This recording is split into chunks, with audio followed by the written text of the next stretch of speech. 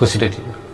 କିଛି ଲୋକ କୁହନ୍ତି ଯେ ଭୂତ ପ୍ରେତ ଅଛନ୍ତି, ତାଙ୍କର ଅସ୍ତିତ୍ୱ ଅଛି, ଆଉ କିଛି କୁହନ୍ତି ଭୂତ ପ୍ରେତ ନାହାନ୍ତି। ଏ ବୈଜ୍ଞାନିକ ଯୁଗରେ ତାଙ୍କୁ ବିଶ୍ୱାସ କରିବା କ'ଣ? ଯିଏ ତାଙ୍କୁ ବିଶ୍ୱାସ କରେ ସେ ଅନ୍ଧବିଶ୍ୱାସ, ସେ ମୂର୍ଖ।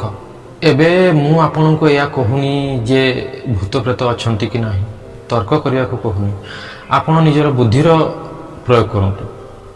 ଯିଏ ଟିକେ ବି ବୁଦ୍ଧିମାନ ସେ ତାଙ୍କ ବୁଦ୍ଧିର ପ୍ରୟୋଗ କରନ୍ତୁ।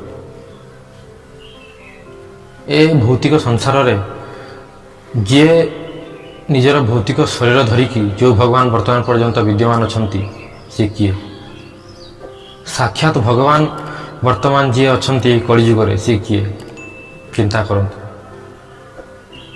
ଆଜ୍ଞା, ଶ୍ରୀ ହନୁମାନଜୀ ନିଜର ଭୌତିକ ଶରୀର ଧରିକି ବର୍ତ୍ତମାନ କଳିଯୁଗରେ ବିଦ୍ୟମାନ। ତାଙ୍କ ନାଁରେ ହନୁମାନ ଚାଳିଶା ଲେଖା ହେଇଛି।